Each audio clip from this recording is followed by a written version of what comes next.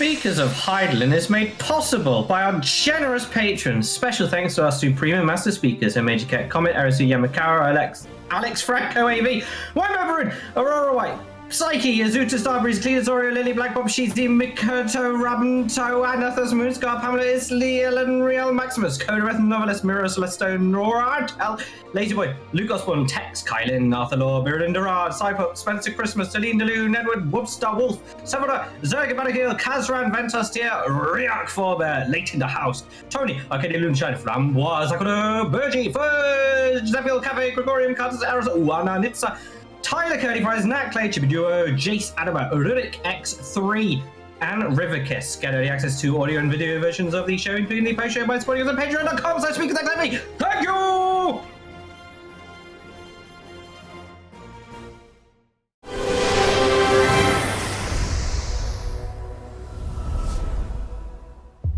Good evening, Aorsians. Welcome to Speakers of Heidelin, episode 470. I'm Lakeel Bravestone, and I'm joined today by Georgi Wiston, Mela Vanadar, and not Rollo Des. Actually, he should be grey, shouldn't he? He should be greyed grey, like he's died. And like a DC symbol. We have it all. We have it all here. Yeah. Actually, I'll just do the But if it works, though... There we go. I think we changed it to just the DC symbol because the grey made it look like they died. Yeah. It is September the 13th, 2025, and today we are going to cover a big Yoshi-P interview with, is it The Gamer? Is it our favorite? I think it's The Gamer. I think it's The Gamer. I believe it is The Gamer. It's The Gamer. His Highness, His Majesty, The Gamer. So that's huge. It's very big. It's going to talk about future stuff, MSQ stuff. It's quite a deep interview, so worth catching. We're also talking about well, you'll see. We have an interesting lineup for recent events, and by interesting I mean we're going to do a lot of work to make it entertaining. So. Stick around for that too. Also, MogMail, speakersofv.com/MogMail. We will try to squeeze in some MogMail today. I'm sorry that we haven't had time, but we will have a lot of time going forward now, so don't you worry. We'll be getting through them. Stay tuned for the post-show. We'll be answering questions from the Syndicate, and if we have time, we will keep doing what we usually do in the post-show.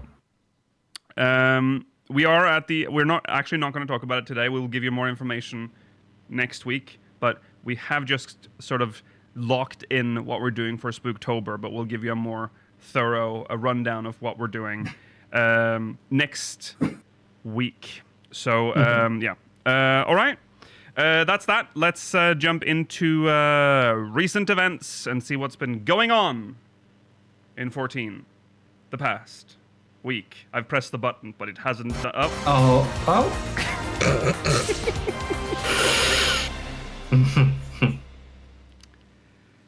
Yeah, something's gone a little weird with OBS today. If you were watching live, so I'm just praying that just hold it together for now. Okay, in recent events, let's start with the first story.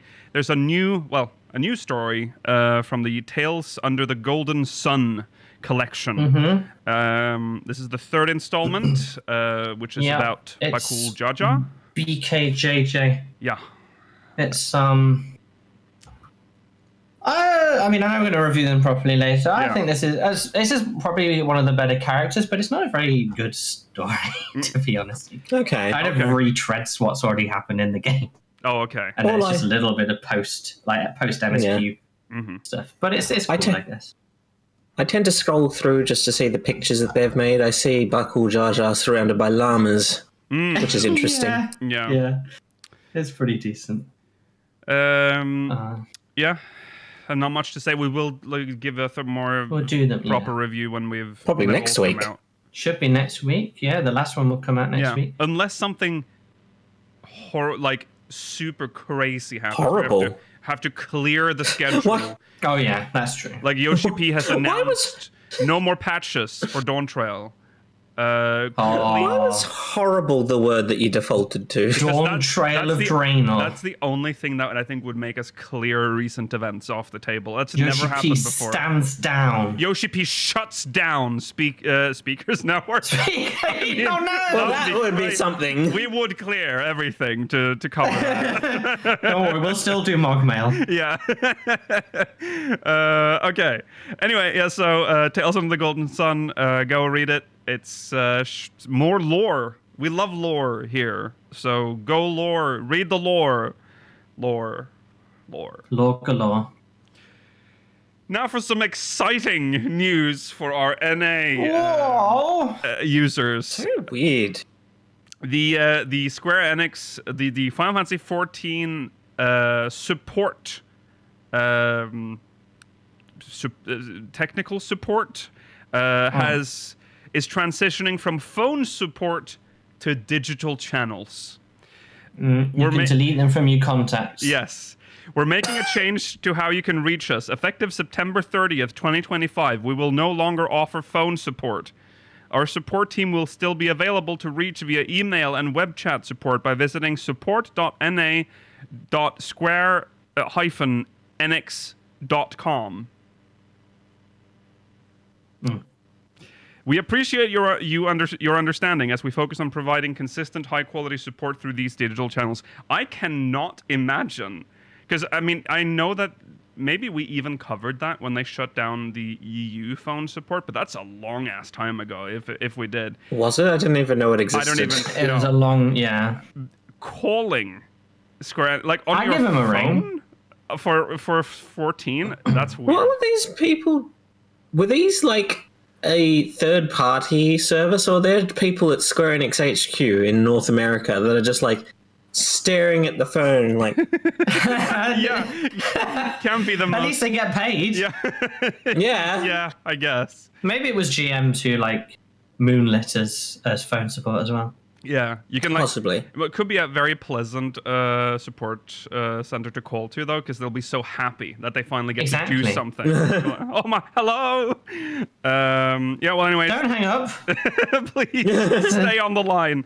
They do provide good support though, because I remember one time they, with basically no information provided from me, they deleted the authenticator on my account so I could get back into it. Remember when my phone exploded?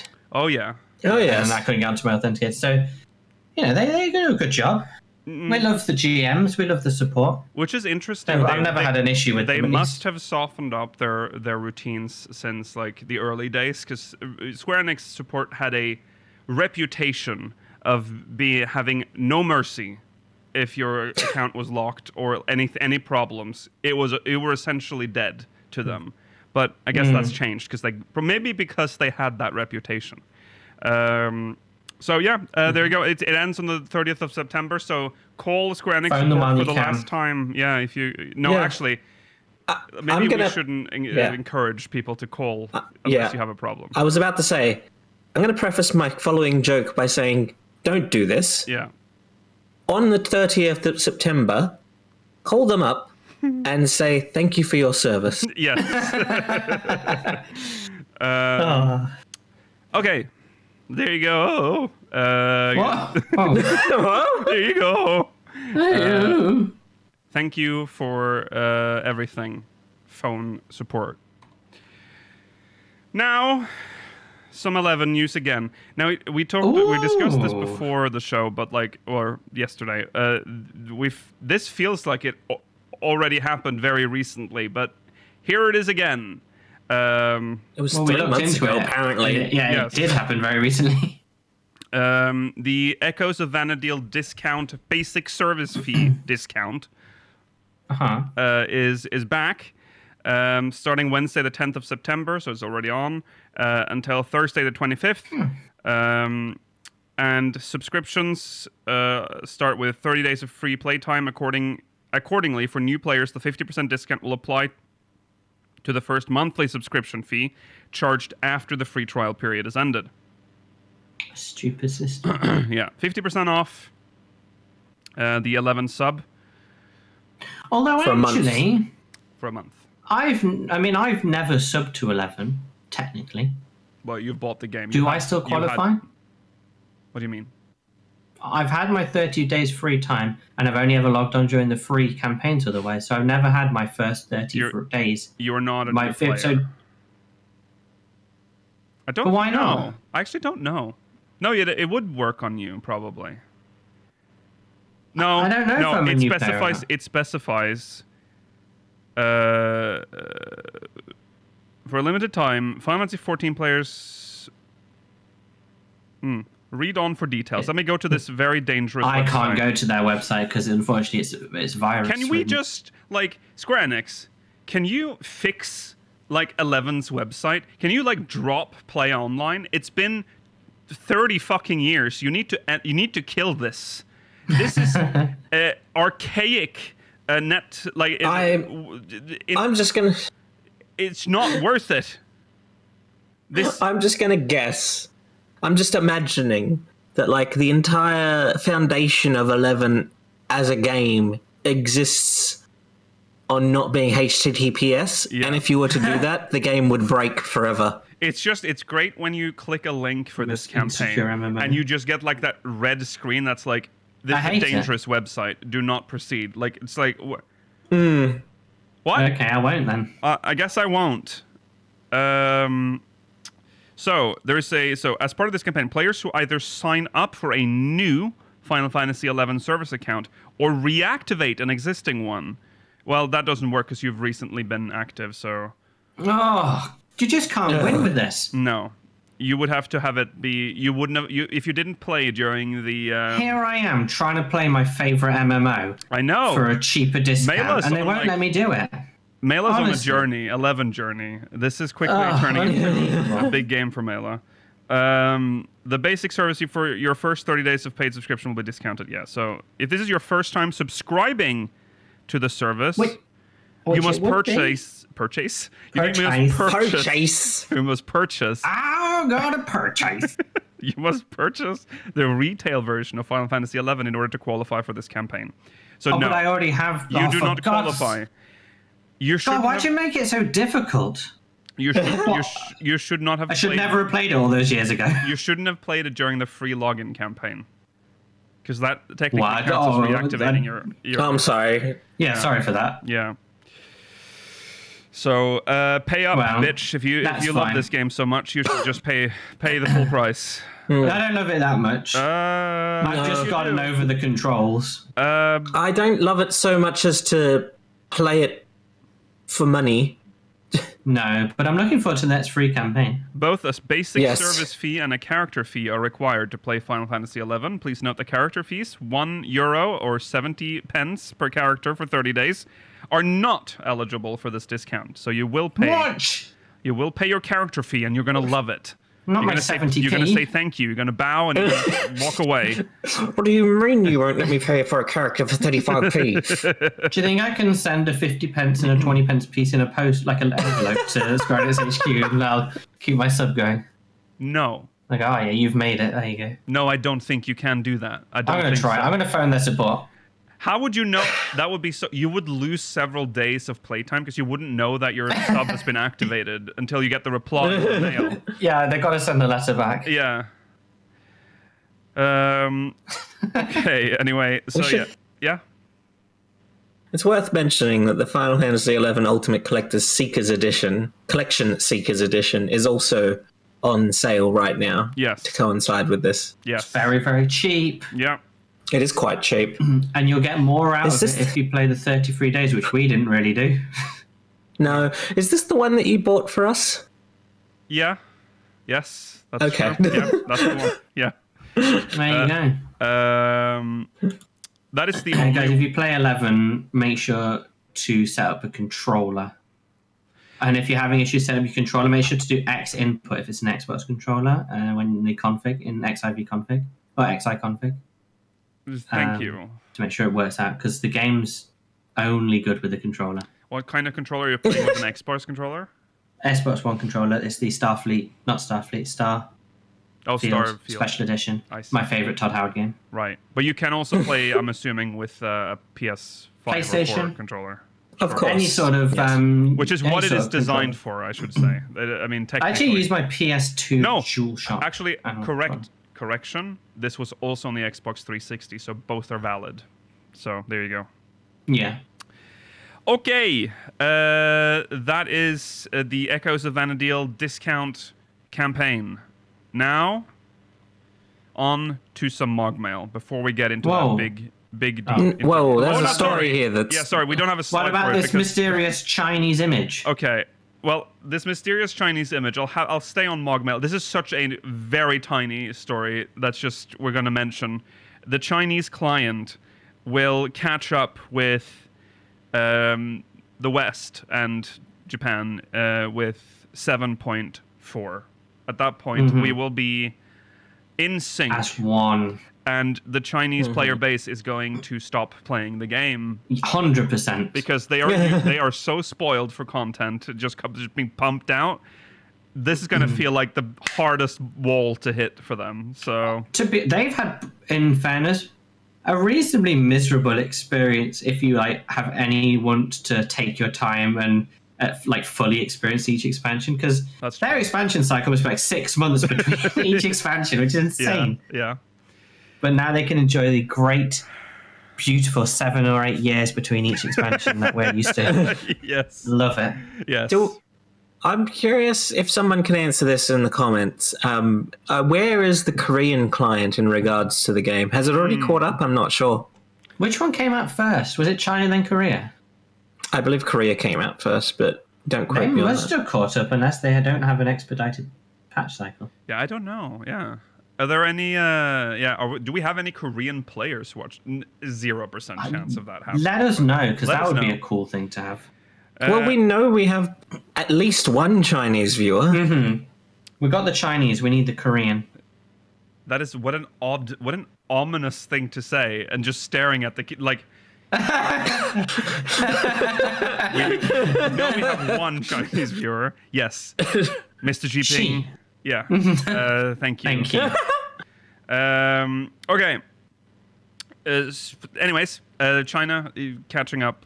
Good for them. China. All right. Next, we have MogMail.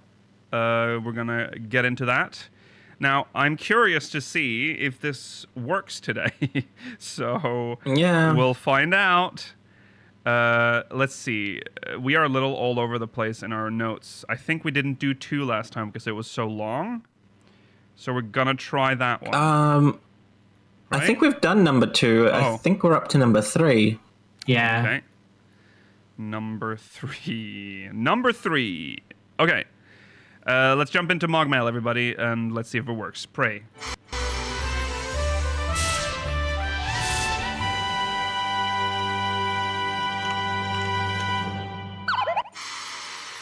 No. Incorrect. That's not number 3, that's number 4. Okay, so what is number 4 then? Okay. Incorrect. All right. Someone's been purged. Someone's been purged here. All right. We'll try now. That's it. That's the one. You got it. That's it. It was in the wrong order. Okay. This is from Rosa Friendlia from Diablos. Hi, speakers. While I still have no clue where the MSQ is going, other than to the first for Y'shtola, I had an idea based on dialogue and where we saw the transfer of Calyx stop.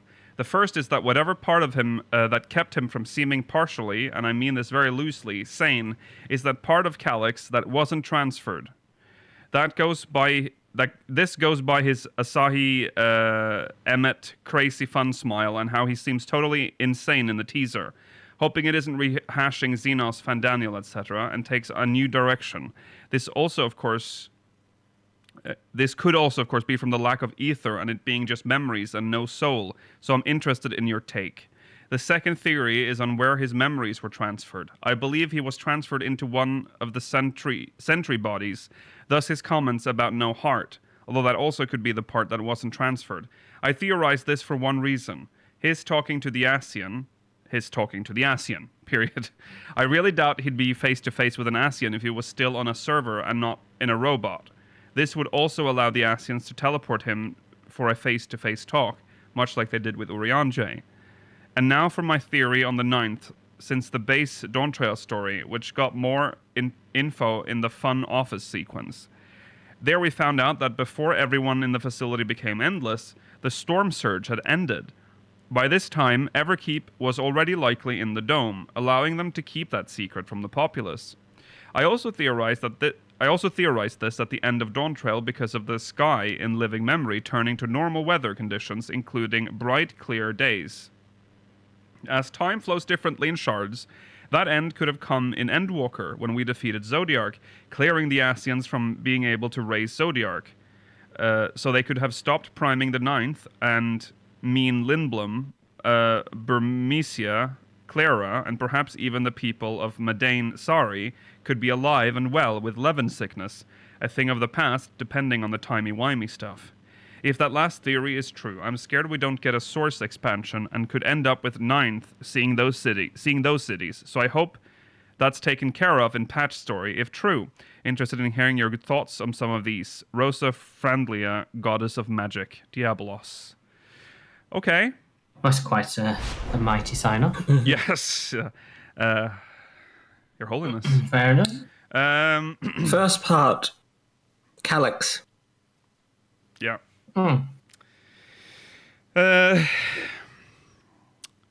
Yes. I think he was fully transferred. I would be surprised if it's a significant part of the story. I can't imagine. I imagine it works similarly to any computer, where when you're transferring a file, it's temporarily in both. It's still stored in the original location until it's fully transferred and can do a handshake to say it's properly transferred. So yeah. I don't imagine he's lost anything. No, I don't think so. I feel like they would have given us a hint that was the case anyway. He acted the same as he would. Yeah. I feel.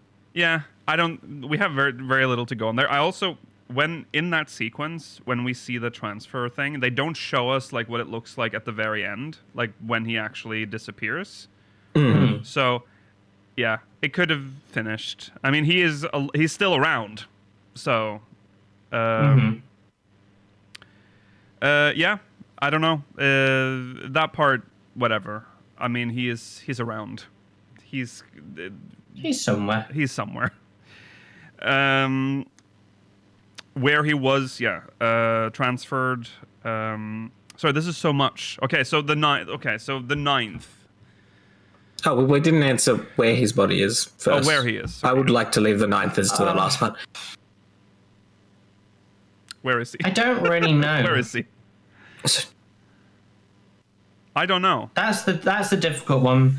Maybe he returned to one of the old headquarters. I mean, he could be like near the office that we were at. We vacated. Do you think now. Well, that's not on the 9th. That would require an entire transfer of data between shards. Right. Yes, that's true. Oh, I suppose. Yeah. Well, where could he have?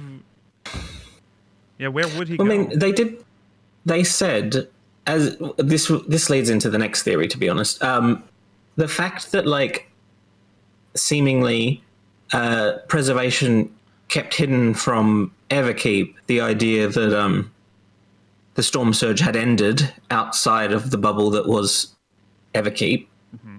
It's possible that he and maybe the other Winterers had a headquarters outside of the bubble.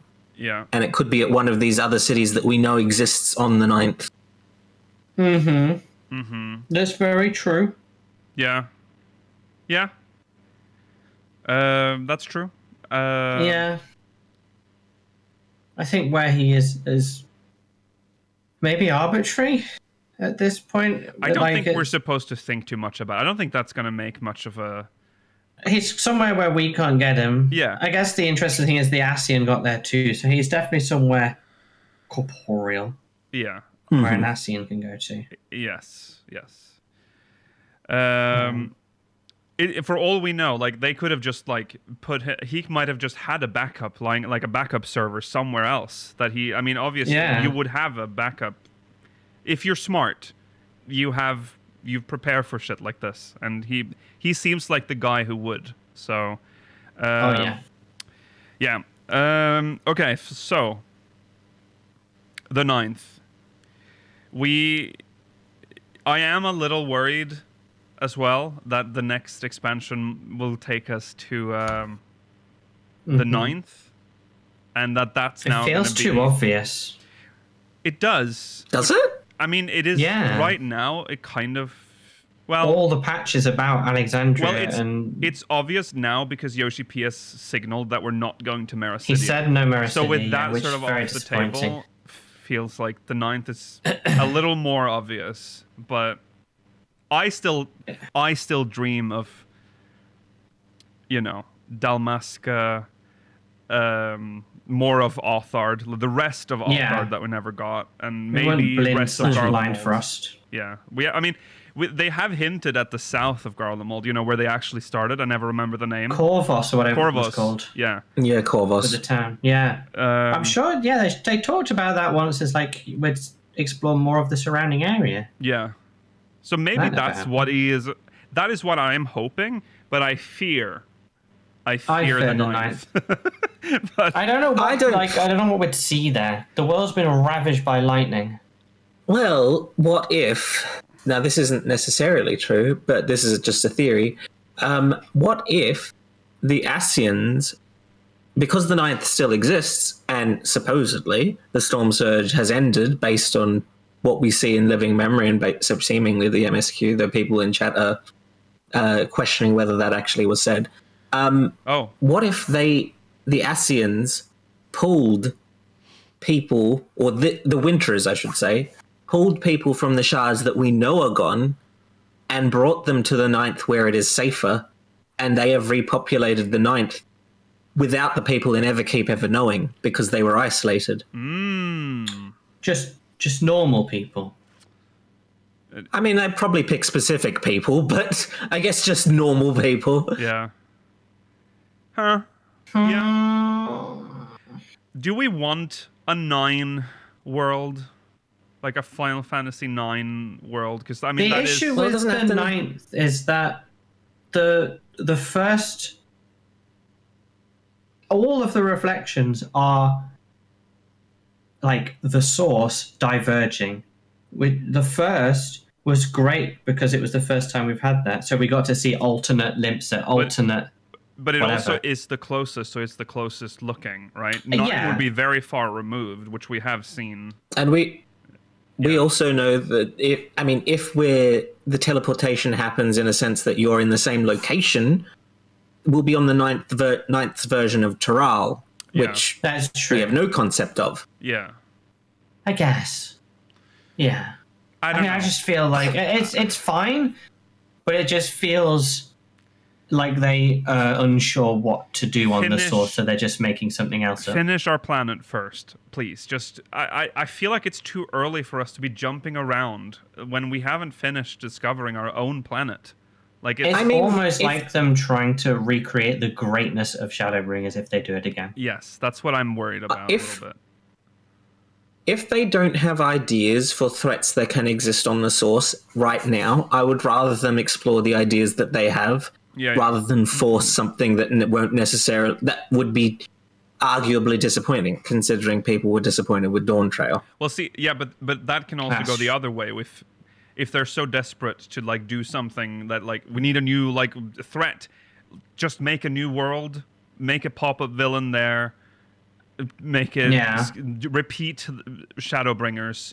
Just do Shadowbringers again. Call it like Thunder Smashers. Yeah, then... the like isekai thing, we've already had our isekai expansion. Are we going to do it again?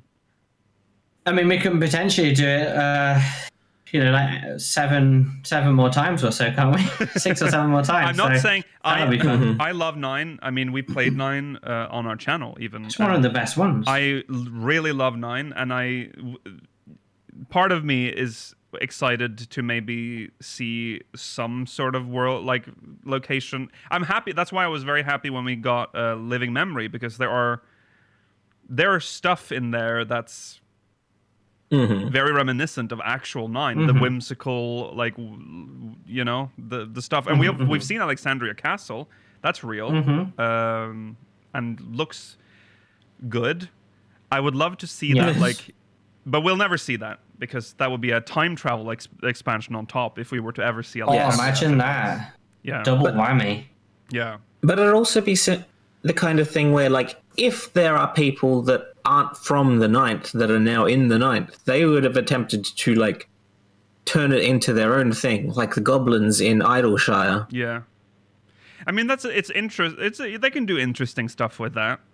It's just there is a limitation. Like, obviously everyone loves Shadowbringers, but it has like limitations in that this is a world made for this one expansion, so it has only so many zones. So the world feels they have an excuse for it in the first with the light having destroyed. What's the rest the of it. excuse this time? Well, they will. Well, it's going to be that Big lightning wall. There's going to be like a lightning wall. There's going to be some like. And there's going to be an elemental wall in every single one we go. Like, it's just. I mean, the excuse could just be for if we travel to the Ninth, we're only going to places that have people. Yeah. Like, what's the point of exploring the rest of the world if there's no people? Well, that's what I mean. Well, it's going to be another one of those where it's like, oh, so the rest of the planet is desolate, and we're in this like enclave. Like a whole planet that's just a couple of zones just feels weird. When we have a whole planet that, especially when Shadowbringers came out, there were so many continents we hadn't even explored yet. And we still have continents, and I don't like Yoshi-P saying no Mericidia yet. I feel like that was a mistake. That's curious, but I also understand why, because once he does Mericidia, that's it. There are no more mysterious continents left, essentially, on I guess so. No. So you don't want to blow that load yet. That's the last one. Is that the emergency expansion? And I don't think it's emergency. I think that's when they're like, okay, we've done everything we wanted. Now we go to Mericidia and finish the map.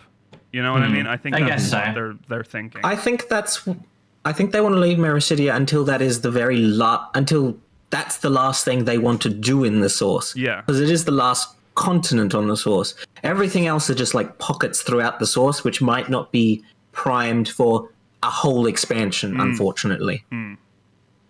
I guess. I also didn't like the idea that if they're planning on giving us Dalmasca and like the rest of Othard and all the rest of Ilsabard, that it would have to like share it with Mericidia. I kind of just, for once, I want an expansion to just be this zone, you know? Like, well, actually, we did get that with Dawn Trail. That was done correctly. But for the most part, yeah. Yeah.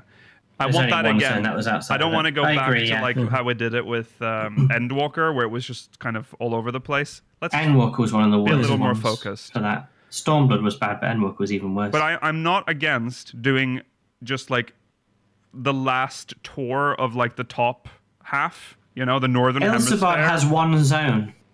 It's a massive continent.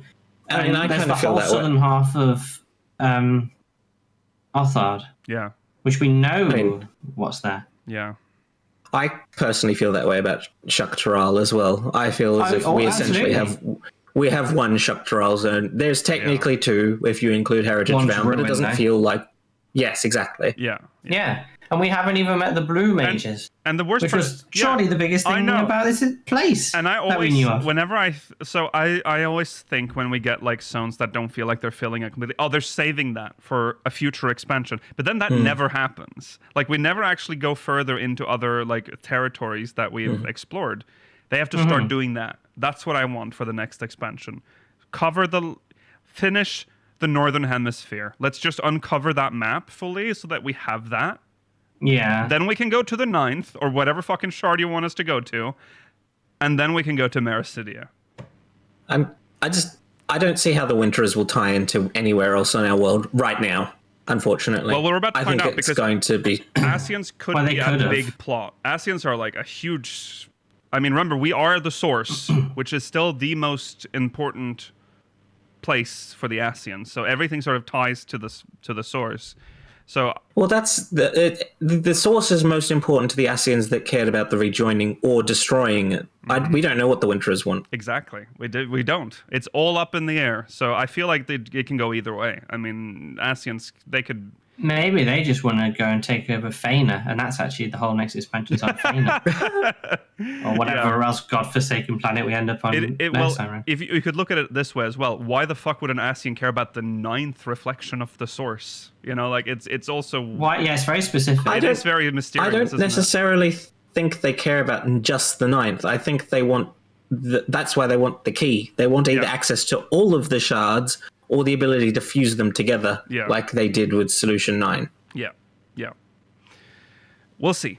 It's Good luck, Yoshi-P. Good luck.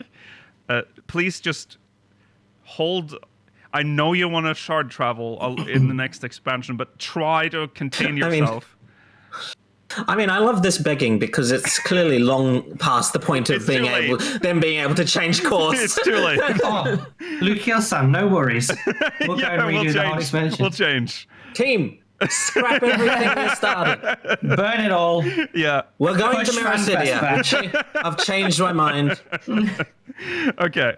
Well, thank you, Rosa. That's we derailed a little bit, but there you go.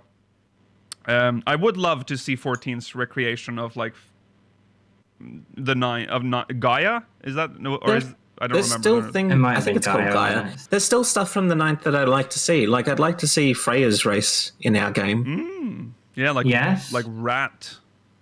Like what is Freya? Well, we have ratish. I don't know what Freya is, but like we have an adjacent race in the Kikern, but they're not the same. Burmesian. Yeah, Burmesian. Are they called Burmesians? Oh no, sorry, Freya. I'm thinking about Freya is the rat. You're thinking of Queen of Quen. No. Yeah, Freya is the rat. She's the Freya's Burmesian. the rat. Yeah. Okay. I mean, I want Quina's race too. Yeah, Quina. Oh, would love. I would. But that's the thing, though. We get these amazing things, but there's the sadness there that we will never be able to be Quina. And that is a dream. Is that your dream, Mailer? I don't think that's ever happening. Why can't we remove, like, who wants to play a Hrothgar when they can play as Quina?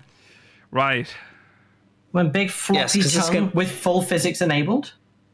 I'm sure the dev team would love stretching like 5 expansions worth of gear across the Quina race model. You know what? Do you know what Queen Braun is? I think we've said this before. She is human. That is she's just a beautiful lady. Blue skin is common. Is just that's just one of the variations. She's a beautiful lady in that world of 9. I would use the word sexy. I thought that she became that way after she was like tempted by the what's his name, Kuja. No, apparently also Amaranth.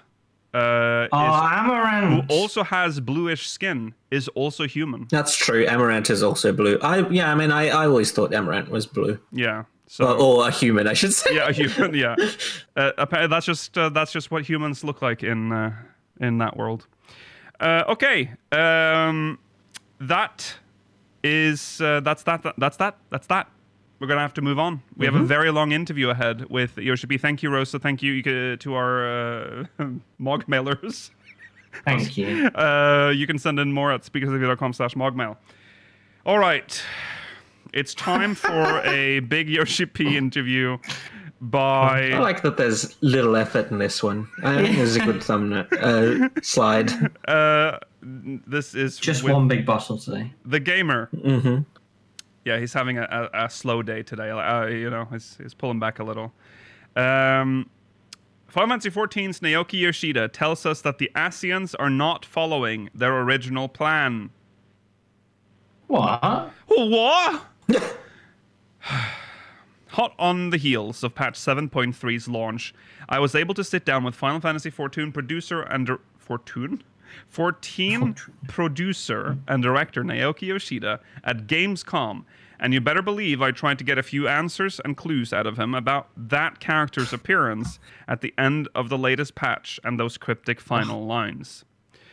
A serifed font. Disgusting. Yeah, we also... Mela, that's how you know it's legit. Serif fonts, that's what the proper journalists use. The tabloid. Yeah. No, it's so broadsheet. This is a broadsheet. Yeah, yes, of course. Where the text is just like so tiny. I don't know how they read newspapers back. When you got old back then, and all you had was like these like monocle things that you had to like put in it would have been a nightmare to read the newspaper. I think they just kept up appearances. Yeah. I want to read a big newspaper. So you can. Okay. I just don't know where to get Something there stopping. anymore. Yeah, you can They live still your dream. exist. But they've reached more like, maybe they do. I've never looked at the newspaper section. Maybe they do Get the still have like them. Financial Times on Sunday, or But whatever. they're like, That's like but they 100 folded pages. them to look like normal size. But then I guess you have to check if they're big. Anyway, we also discussed the possibility of whether new crafter and gatherer roles could ever be introduced, and how the team goes about deciding which other game titles they collaborate with after the recent announcement of the Monster Hunter Wilds collab.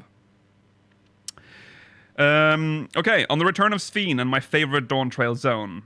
One of Dawn Trail's central characters was Queen Sphene of Alexandria, an endless digital version created from the memories of the original Sphene, who lived many years prior before succumbing to Levin sickness. One of Dawn Trail's main themes was grief and the acceptance of loss, and as part of the expansion's finale, we, as the Warrior of Light, had to switch off the stunning living memory locale that housed the digital versions of deceased characters, and defeat Endless Sphene in the process to achieve a bittersweet victory. However, in the Dawn Trail post-launch patches, the original Sphene has since made an appearance after unknowingly being kept in stasis all these years. This is a nice little, just a refresher. Yeah. Yes. And as of patch 7.3, living memory has been returned to its former glory, albeit with a more natural light. The reintroduction of both Sphene and living memory could arguably undermine the acceptance of loss that they both represented in Dawn Trail, but for living memory in particular, we're over a year on since it closed, giving plenty of time for that messaging to resound with the community, before finding the perfect time for them to narratively fit back within the story arc. These decisions weren't made lightly, as Yoshida tells me there were major discussions over whether the real Sphene would make an appearance in the story, and whether or not to relaunch Living Memory. He also tells me that patch 7.1 through 7.3 were already written only a month after Dawn Trail launched, so these plot points were decided well in advance of when we see them unfold on the screen. There you go. That should probably... They got them out quick, didn't they? Yeah. This story was pretty much untouched, based on the feedback. So we can put that to rest now. For those of you that thought that they minimized Wuklamat's role after the reception of Dawn Trail. Yes. Truth be told, I was against the idea of the real Sphene suddenly making an appearance back at that time. The Sphene that makes an appearance in 7.0 is a clone, which was cloned from the memories of the real Sphene, and the original Sphene was in a deep sleep.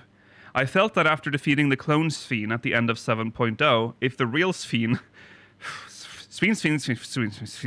returns with her exact same face, and so early in the story, it felt it would come across as cheap, and players would be thinking, well, just what was that Sphene we just defeated just right now? It was it was one area where we really had a long discussion about how long we would wait for the real Sphene to make a return. I mean, it's true, though. Yeah. Even when it happened, it did feel curious. It did feel not cheap, but like a little bit like, oh, okay, you really wanted to bring that character back then. Yeah. But it worked out in the end. Yes. Yeah, I think they managed to tell the story well by specifically going out of their way to differentiate the two. Yes. The One team had shorts. That's going to be the weirdest thing. Like, I wonder... She needs a new outfit now Queen that shorts. she's queen. I think so too. Yeah. The Royal Bloomers. But don't make it like Lisa's official outfit. No. No. She needs to look... Alexandria... Regal. But it's not going to be Regal Melee. It's going to be Solution 9 Regal. So it's going to have neon. Oh, don't ruin Well, it. that's what Endless Sphene wore. But she I liked Endless sounds Sphene's like it's more outfit. elegant. So if it's like that, then sure. That's Yeah. fine, yeah. Yeah. Okay. The team decided that they could complete Sphene's story arc in about 2 patches, though Yoshida says that one thing they agreed early on was that her costume would be changed so that players could distinguish her from the other Sphene. So they probably won't put her in Endless Fiend's outfit. Oh no, she's gonna go with her like. Those shorts are not queenly. Those shorts are wicked. No, they aren't. I mean, they are specifically a spare outfit that what's her name? What's the Ellison woman? Shale. Shale. Yeah, thank you, chat. That's specifically an outfit that Shale just had spare. Yeah. So I hope she gets her own clothes. Yes. Especially now that like the people know she's Fiend and can provide her with the clothing appropriate to what one would wear as queen of a kingdom. Yeah. Maybe we can help her. She can become a custom delivery NPC, and we can make her a whole new outfit. Yes. And then we can dress her up however we want the queen to be. Yes. As well. Wow. Okay. And then she'll never come back. Deciding the timing of relaunching Living Memory was a similar discussion, with Yoshida telling me if again we were to immediately revive Living Memory after the end of 7.0, we would be in a similar situation where players would be thinking, well, just what... He's saying it again. Well, just what was that at the end of 7.0? It was for that reason that we decided we would utilize Living Memory as a location for the final part of... I almost auto-completed Final Fantasy. The final part of patch 7.3, where the players would be restoring the thoughts and memories of the people there. First, we shut down Living Memory in order to remove those memories, and then we restored Living Memory in order to return those memories. As you mentioned, we decided the time that was necessary in order to make that meaningful. I do think it was... I do think it was well planned out and timed, because of the fact that 7.3 was more than a year after Base Dawn Trail, you are left with the time to let it sink in that Living Memory is dead and that all the remnants of the Endless are gone now as well. Yes. Yeah, and I think even if you're someone who comes in later, having the multiple patches of MSQ breaking up, maybe that will slightly feel like enough still, potentially. It will probably still feel a little worse because it's expedited, but the story it makes sense. It's still 3 patches. That's a lot of MSQ to go through to turn it back on. So yeah, I think it's fine. I mean, even when you are doing that's the problem with MMOs. When you do things back to back, you have it's a different experience than experiencing the game when it's like live, acid. Anyway, who wants to live forever? Naturally, all this talk of being able to live forever as a digital recreation of your original self has me wondering if this is something Yoshida would ever consider. If technology ever advanced that far, he immediately answers yes without missing a beat. Kindred spirit. Good man. I've been interested in concepts such as what it is to live, what it is to die, and what it is to be human. Midlife crisis, we call that. Yes. And also what we call AI now. What is the meaning behind that? I've had this interest for about 20 years now. Oh, it started early for him.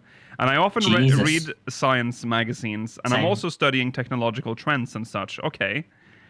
I don't think it's a question of whether it's good or bad. But when I consider myself as a human being, maybe 20 years or 30 years later, our cells will eventually die, and we can't avoid the fact that we will eventually, our lives will eventually come to an end. God. If there is... Is this necessary, Yoshi-P? I mean, it is the one guarantee we have in life. We're gonna die. If there is the possibility of transferring ourselves into a digital format and to transfer our thoughts and our mind, I think there is a possibility of doing that if it would be for the benefit and good of people. However, oh my lord, I can't scroll. Ooh. However, Yoshida does clarify that if there was a situation where the physical version of himself and the digital version of himself were around at the same time, that he didn't think that would be a good thing, and he would want to avoid that. That's why they built that into the story. Yes. See, that's the thing that I've always... If if you could upload yourself to a computer as an eternal life thing, Yeah. it still wouldn't be you. It would just be an imitation of you. You wouldn't live on. I don't think it's worth it. What is what are you? Well, you wouldn't go into experiencing, would you? You are now would be gone. No, you would still die. Yeah. But so the other it would be a version of you. Would still feel like it was you. Yeah, it's weird, isn't it? It's very difficult to think about. Yeah. Mm-hmm. Okay. I want to say that this is a brief tangent from an article that we're probably not going to cover. Yeah. For Final Fantasy IX's 25-year anniversary, Square Enix asked a bunch of their developers, "What do you think the meaning of life is, or have you found the meaning of life is?" And in that, Yoshi-P responded, "He hasn't found any meaning to life, at least not yet." Damn. I'm on his side. He's still looking for that meaning. Yeah. Gosh. So this feels very in line with what I've read previously about what Yoshi-P has said. That's truly based. All right. Now on to the patch 7.3 puzzles. One of the things I enjoyed the most about patch 7.3 was the puzzles involved in the A Calculated Evolution main scenario quest, where we had to piece together clues from our companions and explore the surrounding area to solve a series of puzzles in order to progress further. Yoshida tells me the team also found implementing the puzzles really fun and a new challenge. We wanted to make the story of the game more realistic, Yoshida explains, telling me that they didn't just want to have a situation where people were just talking on, but instead have the players experience the story and uncover the answers themselves. Yoshida tells me it's not going to be the case that they are actively looking to incorporate more puzzles unless they feel it's necessary, as they don't want to force themselves to put in unnecessary mechanics without good reason. Now, in terms of the player's response, we did find that there has been a positive reception to this portion, but, on the other hand, there were also some players who just wanted to rush through to the boss fight, and for them, this portion got in the way of that.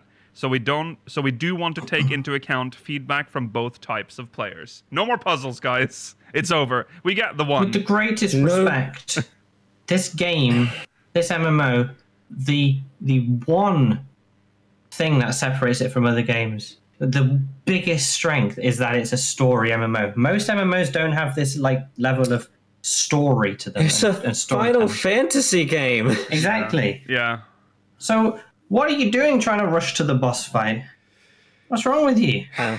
There is an example that I've read about one particular streamer, I won't say who, that rushed through, that was cutscene skipping, and then got frustrated that they didn't understand what they were supposed to do during this, and just had to rely on chat to give them the answers. Unbelievable. Sad. I mean, I don't mind, like you said, Chat said, I don't mind a skip button for this for people who want to skip it. Sure. It's fair enough, but I mean, at that point, just uninstall the game because you're not playing it. Just, what are you doing? Oh, thank God I've got to the dungeon. Yeah. Yeah. Oh, thank Sandoria time. Back to my roulettes. Unbelievable. The Ascians are back, but not as you might expect. Patch 7.3 concluded with us defeating Calyx, only for the final scene to show him still alive, or at least as alive as an Endless can be, and with an Ascian lurking in the background behind him as they cryptically discuss their plans. We all knew there were a few sundered Ascians left, as loose ends somewhere out there in the reflections, but after the closure of the Hydaelyn and Zodiark arc, god damn it, why did you use that word, in Endwalker, specifically the defeat of Zodiark, the grand Ascian plan of the rejoining to restore the Ancients has been well and truly foiled. So what are our favorite masked miscreants up to now? Yoshida... It makes it sound like Scooby-Doo villains. Yes. Yoshida tells me the team discussed how best to depict the remaining Ascians, and that it was an intentional decision to leave a time gap up until their appearance in the story. And with the end of the Hydaelyn Zodiark arc for the unsundered Ascians, we were able to cleanly conclude their story, and it would obviously be a turnoff if suddenly the other Ascians suddenly made an appearance. Suddenly. Well, apparently it's still a turn-off. Yeah. suddenly. I mean, it would have been shit if it had happened like immediately. Though. Yeah, that would have been really bad. I agree, but even with this amount of time, there are still people complaining and people not understanding that this was already like Yoshi-P was talking about remembering who the Ascians are and who the Convocation of 14 were and what they did before Dawn Trail came out. I'm sick of all the people that are saying, "Oh, they brought the Ascians back because the story was bad." No. This was so clearly planned out before the expansion release. It's not a reaction to how people received the base Dawn Trail storyline. No. I'm not sure if they're aware, but the Ascians are the villain in this game. They're the villain in the entire game. It's true. That you're playing Final Fantasy XIV. The Ascians are the core villains of they're the story. guys. They're the bad guys. Yeah. And there were lots of them still out there. Yes. Randomly here and there. Yes. I mean, yeah. If you don't like them, fair enough. I love the Ascians. I prefer the Ascians to the Ancients. I know they're one and the same. I kind of agree because the Ancients, they have more of like a there's more nuance to them. The Ascians have a goal, and that's to fucking. Yeah, well, it used to be. Now I think they're more interesting now because now they're like untethered by this. What are they doing? Yeah. So now they're just chaos. Exactly. Yeah. It was mostly the unsundered.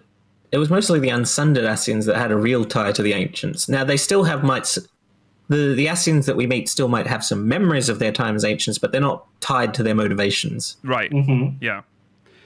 I don't have a problem with the Ascians coming back because they're still. It's just that's it. That's the game. Okay. Fans have been left wondering whether the remaining Ascians will somehow want to find a new way to trigger the rejoining, or whether they are each fulfilling their own personal motives without the guidance of the unsundered Ascians. We don't intend on having the remaining Ascians carry over that plan, Yoshida says about the Ascians' aim to reclaim Etheirys for the Ancients. The reason being is, of course, because the unsundered Ascians are no longer there. At the end of Endwalker, Emmet Selk was satisfied with leaving the rest of the world over to the Warrior of Light, so we have no intention of writing that story again. I also feel like we shouldn't be writing that. Agree? I mean, yes, yeah, you should. Yes. That would be a problem, because then we can talk about like, oh, it's just the same shit again, you know? Exactly. That's different, but it isn't anymore. Like, the leaders are gone. These are like... What did Rollo call them? The jobbers. These are the jobbers. Yeah, they're jobbers. And they have no leader, so they can do whatever they want. They have superpowers. They're not. What do the youth say? What's that word the youth use to refer to people that are not successful at completing their job? This is likely a relief to hear for most fans who are worried about retreading old ground and the same story beats again, but it's clear that we're in for some fresh Ascian adventures in the future. The unsundered Ascians have all gone, but because the sundered Ascians have the memory crystals, they do have knowledge of the secret arts and techniques that are passed on from the unsundered. Since they have their own strength and the memories, we will be able to see very soon in the story what they are planning, and because that will be coming quite soon, I do hope that players will look forward to it. One thing I can say is that you will be able to see that there is clearly a different goal than the Ascians have, and you also will be able to find out what the key that is in the possession of the Warrior of Light. Good. I mean... Yeah, I don't want it to be a secret for much longer. No. I mean, they've revealed that an Ascian is involved at this point. I would like them to possibly step into the spotlight no later than 7.5, preferably 7.4, because otherwise I feel like 7.4 won't have an antagonist unless they bring back Calyx so soon. Yeah. I think they would want us to not know that Calyx is around still. Mm-hmm. Calyx is fine, but he's like, he's like their puppet. Maybe he's a lower level of villain, so it'd be nice to see the main guy at the moment, get some information. And it's right, they do have all of the other we've only got the SM crystal. What else? There could be loads of crystals out there. Yeah. It's true. Maybe we can go and collect them all again. That'd be nice. Yeah. Emboldened. It's just like getting elemental crystals again. Like I missed that. I liked that. That was a classic. That was so Final Fantasy. Yes. Emboldened by Yoshida giving me a few clues about the Ascians, I couldn't help but ask about the Winterer Piers that Calyx mentions to the Ascian he's with in the final moments of patch 7.3. We've been left wondering If this is the term that the remaining Ascians have given themselves, or whether it's a nod to what's to come, perhaps foreshadowing us traveling to the frozen waters of Blindfrost in Othard's north, or Blindfrost? Do we know how to pronounce this? I've always pronounced it as Blindfrost. Mailer pronounces it Blindfrost, but there's no example in game of it being said out loud. Okay, both are valid until we hear it in game. It could be either. We'll find out when they say it in game. Yeah. In Othard's north, that Emmet Selk mentions to us in Endwalker. Yoshida tells me we will find out soon what Winterer refers to, but confirms it is not the name for the remaining Ascians. As an added tease, he tells me, I could say that it might be easier to discuss about the possibilities if you check the definition of Winterer as a word. Have we discussed the definition? We've looked it up. We but have, I don't know if we've mentioned it. Yeah, I think we did. We discussed it because that was when we were saying how Mericidia kind of works. Yeah. And now it doesn't.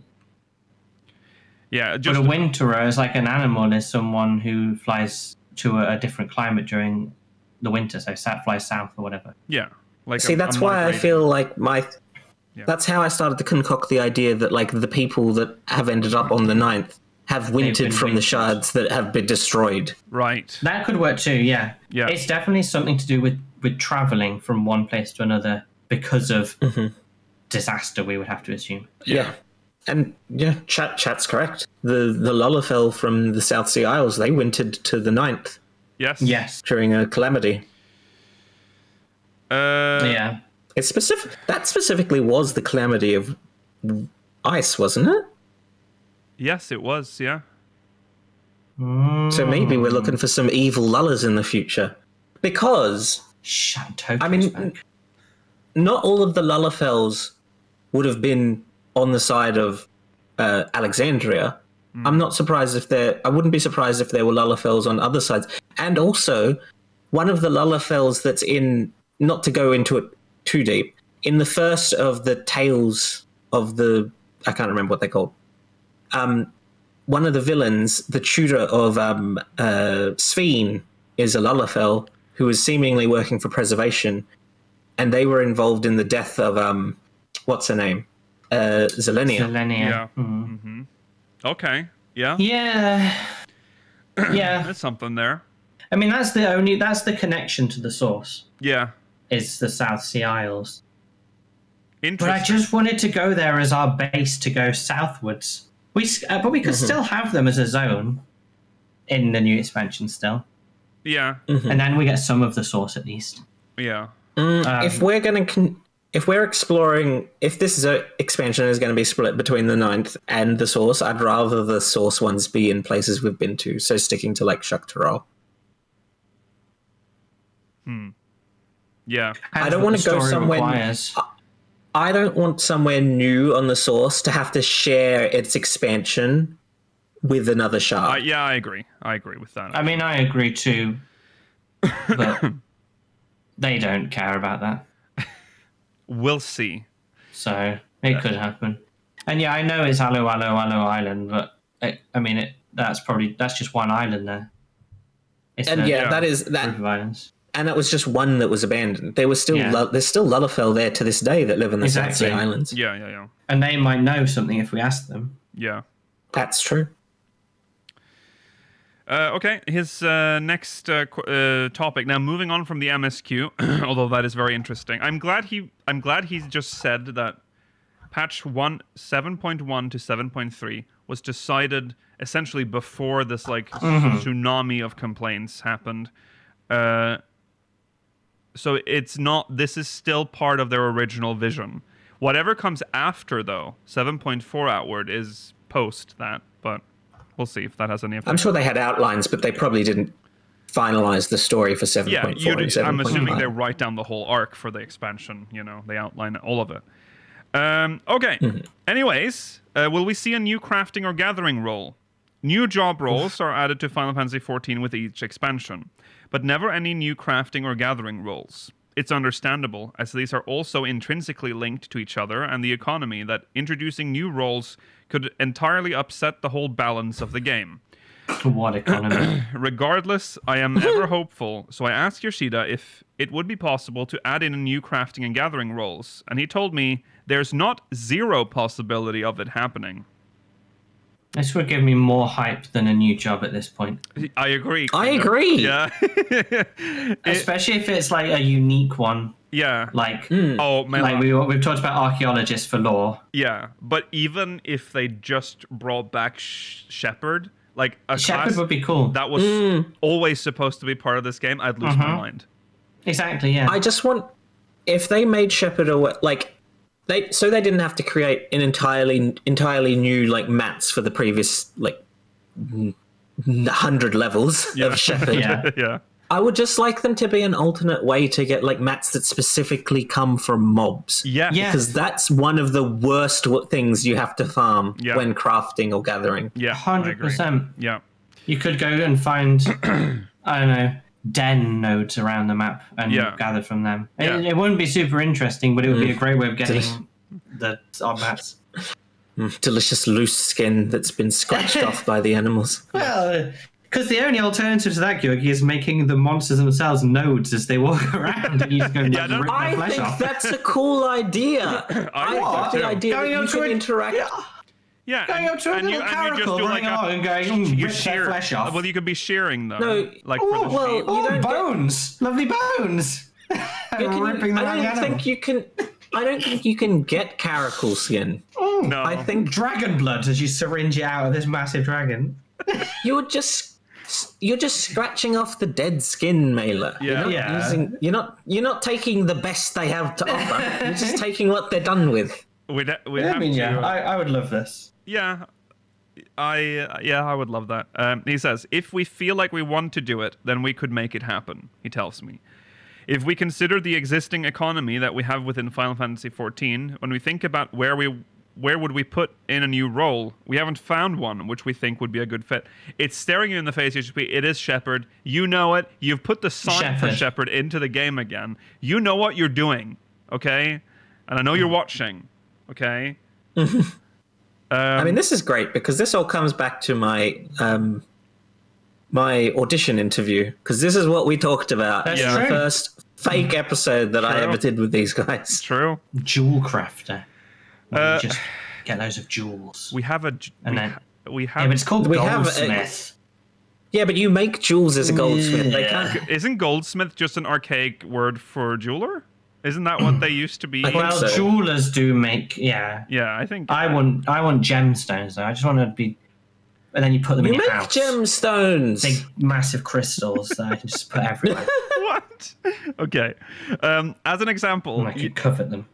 Yoshida says if they were to add a crafting role specifically for housing items, the problem is that housing items can already be made by other crafting roles who would then no longer be able to craft them, as it would get reassigned, and that would negatively impact players. Yeah, don't do that. That would be a weird choice. You've already given... That's not an idea. Yeah, that's not an idea. That's bad. Can someone? Zero ideas in there. Someone who's interviewing Yoshi-P, bring this to him? Like, what about Shepherd? Yeah. Yeah. Just please. Don't let him just like vamp and come up with these crazy ideas off the top of his head. Yeah, It's very Shepherd, simple. Or one that makes giant jewels that you can have around your Not house the and you can look at jewels. the jewels. Stop it with the jewels. Not the giant jewels. If you're interviewing Yoshi-P, don't bring up the giant Bring up the jewels. giant No, we don't jewels, need the guys. giant jewels. They sparkle. For each crafting role they have, they also add a corresponding gathering role. And so if they wanted to add one new role, they'd actually have to add two. And that then increases So the you have amount... to use a strong word. Yoshi-P, if this is how you've been thinking about, that's why you can't add anything. You have The only way Shepherd. we can add an expansion if we have 6 zones. Yeah. What do you mean we can't have 7? And that then increases the amount of gear players need to equip, and that would lead people to complaining it about all the lack of slots shares. in their armory chests. And so overall, Yoshida feels it would increase player stress. It wouldn't increase stress because all of the crafters and gatherers shares their outfits. They would just need the new tools. Why don't you add an extra for 2 or 3 slots to the and armory here's chest. the tool you're going to make: a shepherd's cane, Yoshi-P, and that's all you need. Or maybe shepherd's shears. Maybe he has like an offhand. Offhand. Too. Well, they the all have shear- offhand. The shears would be an offhand. Yeah. Yeah, offhand skin shares on my scraper. main hand rifle. Yes, the shepherd's rifle. The poacher. Yeah, the poacher. Yeah, we go. Fox hunter. Okay. However, Yoshida emphasizes, I do want to add more to the game, but when I consider the question about whether it would be a positive for all of the players, then that's something that I'm really torn about. It leads to Yoshida spitballing more ideas, throwing out the example of a mount crafting role, but then pointing out that you're insane. But then pointing, You don't have to make new crafters that specify in one type of item that exists within the game. No. But then pointing out that having only one craft that could craft mounts might not go down well either. Another example he mentions is an instrument crafting role. But that would also be moot, as instruments can be made by carpenters. What about one that makes chicken food, like food made of chicken? Oh no! Oh, culinary exist. Yeah, shit. I do think crafters are harder to come up with than gatherers. But I'm also glad that it's giant jewels. I am also glad that Yoshi-P is not the one probably in charge of coming up with these ideas, because his ideas seem to be like a crafter does one thing and one thing only. They can only, because listen to this next part. We get a lot of requests for implementing snowboarding in-game, so now you can imagine already what he's thinking, Yoshida says, explaining that theoretically they could make a crafter class to craft the boards! A snowboard crafter! But then when he considers that pre-existing crafters could already do it, and without the need for players to grind out a whole new class, it makes him feel really torn about the snowboard crafter. Bright, is he? Ask about gatherers. Yeah. Clearly he's lost on the idea of what crafters are. I'm kind of with them that we may not actually need a crafter. There is a glaringly open slot for Shepherd. Like, that is just a fact. There's a need for us to get monster materials. Yes. Without killing the monsters. Yeah. So yeah, I think because if you're a disciple of war or magic, I think very few, because most of the people that do this are bots, will go out of their way to go into the overworld, kill mobs, and sell that on the market board as their source of income in this game. Yeah, you can see that's because they made most of them purchasable with bicolor gems now. But I remember. And I'm pretty sure they dropped the drop rates for them because of that. Is there still a place to get? Can you get Caracal's skin anywhere, or the wool? Caracal, I think, is still. That is was it not just, big money back. I was farming. No, do you go around in Curthus Central Highlands? You kill Central the Highlands. Caracals. Just the circle there. I think. Yeah. I think a lot of A Realm Reborn and maybe up through Stormblood, a lot of the mobs that drop materials, that's still the only way to get them. Yeah. I remember getting Chimera skin in Asisla. Oh yeah. Was it Chimera Felt? Chimera Felt. Specifically from the Chimera lion. Felt, Yeah. You did, yeah. The rest, who cares about the steak and the goat? We only need the lion's beautiful mane. Yes. Madness. I think Gatherer is where they can experiment the most, because I think rather than making limited jobs, which I'm a fan of limited jobs in so much as what they are in game, I think that's essentially what you can do with gatherers. It's just a new way of interacting with the world without having to create a bunch of changes to the world. Yeah, exactly. True. Because Fisher isn't all about fishing for crafting. It's a collectibles class. Yeah. I mean, it's mostly a collectibles class. Fisher is very unique in this game. It's very unique. It's a really well designed class. I think they could do something very similar for archaeologists for getting lore. Yes. I think they could do other collectibles around. I don't know exactly what, but yeah. I don't know. There is the crafting and gathering classes are they're balanced around giving you an advantage for your battle class, like either being gearing up or giving you like weapons, money, but like having food, giving you a class that's just like just for the collection, which Fisher is almost entirely, more or less, unless you need fish for like your food for your culinarian. But like other than that, that's they should. Why are they so afraid of that? Like, just make a fun gathering job. You know, no, because it might cause us stress. I'm genuinely curious as to how much manpower is put into fishing, because it's so different from every other class in the game. Yeah, and there's so much. Unlike botanist and miner, like not only do you have like the alt text when you highlight over them, you have an entire guide with specific information about each of these fish. Yes. There's so much lore that's specific to this one piece of like thing attached to it. So archaeologists could definitely work. I mean, archaeologists would be great because it would be big lore. Yeah. I can understand why they don't want to, because of the fact that it is a lot more writing and they already have Fisher. Yeah. But I feel like archaeologist is something that more people would like than Fisher. I think Fisher is kind of alienating for a lot of people. Mm-hmm. They could have a little mini game with it. There would have to be some sort of. You would have to be able to sell the pieces you get. I guess there has to be like a money making aspect to all of the classes, which is. Yeah. I don't think they're ever gonna like make a class that's excluded from the economy. They don't need to. You don't need to sell the things. Maybe you gain research points the more you go and collect, and you can exchange your research points for materials or something to sell. But do you not think it would be like, because seeing as 14 is a player-driven economy, they would want to look for a way to have a gatherer contribute to the economy. Do you think maybe if you would discover artifacts, right? With archaeology, you would discover things.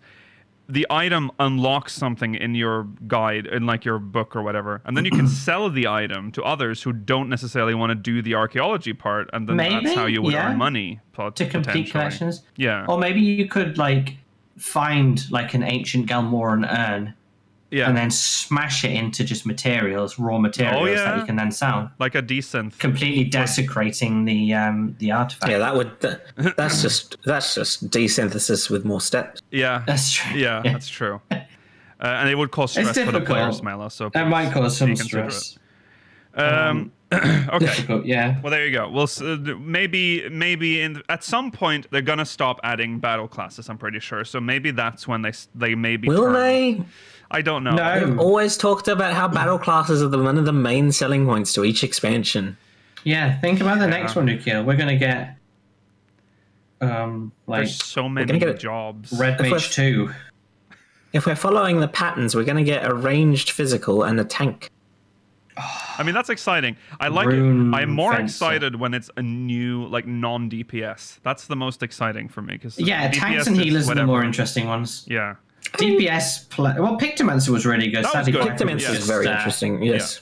Viper was just click the shiny buttons. Yes. Okay, anyways, we're moving on. The new Monster Hunter collaboration is a permanent fixture. That's not news for us if you've been around. But at Gamescom, I keep wanting to say con, Yoshida announced an upcoming collaboration with Monster Hunter Wilds, with some balking at the idea of having to get to level 100 and complete Dawn Trail before being able to participate. Well, it was a safe bet that this new Monster Hunter collab would be a permanent fixture, much like the previous one. Yoshida assuaged all doubts by confirming this during our interview. It will be permanent. We do understand that some players may be taking a break, and we don't want them to resubscribe immediately to 14. More details will be announced next month. God, he should get into the marketing department. But what I can say is that we have prepared a lot of rewards, and we've prepared the battle content so that it can be enjoyed both by casual players and also hardcore players. We've been investing a lot of resources into the development of the content, and I hope that players will be able to enjoy it in the long term. I'm excited to try it out. Yeah. I wonder if it will have the same potion mechanic as Rathalos. Slightly hoping not. I kind of hope it does. Simply because it was really good, but it was also a little annoying. I suspect it will, because that's the main, it's one of the main things about Monster Hunter. Yeah. I'm fine if they add it. It's just, Yeah. Maybe we could have the grinding mechanic where you have to grind your weapons halfway through every fight. to get No. you Oh damage yeah, or that could whatever. be a new gimmick. Oof. Okay. I'd rather have that than have to never be healed during the whole second phase and have to heal myself. Well, as a healer, we feel kind of Left useless out. in the Neutered. second half. Yeah. It just felt awkward in this game. I mean, it was cool, but Yeah. once is a good amount. Final Fantasy XIV has collaborated with many other games over the years, including not just other Final Fantasy or Square Enix titles, but other series like Yokai Watch and Fall Guys. So I can't help but wonder how and which game titles the team decides to work with. I think the way that collaborations are decided depends greatly on the team. Within the Final Fantasy XIV development team, we consider how much we know the game title that we're interested in working on and how much respect and admiration we have for those titles. I believe that unless we have that respect, we wouldn't be able to create the best content possible. That's fair. We don't really consider a promotional aspect, as it were, but it's more the case of if we feel that it would generate hype, then we would want to do it. It's often the case that I would be talking with the producer or director of the partner over several glasses of wine, and we would have a mutual... He didn't say that. And we would have a mutual respect for each other. In that regard, I think it's kind of mysterious because there's no format that's set in stone. Sometimes I will approach the other party, or sometimes they will approach me. Mysterious. Yoshi-P living his private investigator life. Using Fall Guys as an example, Yoshida tells me the team knew that they were big Final Fantasy XIV players in the past, as he'd seen it on social media, so when they reached out to say they were interested in doing a collaboration, he was only too happy to agree. It's really a case of us respecting each other as developers, and with that respect and going through that process, I think we can create something that typically wouldn't really be possible usually. I would like to continue working on crossovers and create an element of surprise for our players. That's the collaboration part. Thank you for being respectful. Next and the final question, I ask Yoshida what he enjoys most about his job. You know, when he's not permanently stressed by everything, if that ever happens. It's something he has to think hard about, but finally he tells me. I think it's when I'm doing game design, because I didn't get into this job because I wanted to be a producer, but rather, I think that the title game designer is what fits me best. When I'm working on planning the new game and planning systems, and for Final Fantasy XIV, when we're working on designing content, I think that's the most enjoyable for me. I wish it said the money. Like the Nier guy. The free jewelry. Yeah, all the jewelry. I get to spend 23 hours a day away from my family. Yeah. Yoshida also adds that when he gets to travel the world and speak to people at events and fan meetings, it's questionable to think about whether that counts as work, but that speaking with players and fans is also something he enjoys. I'm able to hear their responses directly, so I can hear they might give me some really critical and tough feedback, or they might give me a very positive response. But at the end of the day, I consider all of our players our comrades together, and we are creating a Final Fantasy XIV together. I think this is one aspect of my job which may be me being in my position. Only I can appreciate, and I can enjoy. But it's something that I really do appreciate from the support of all of our players. That's fair. Yoshi Penis.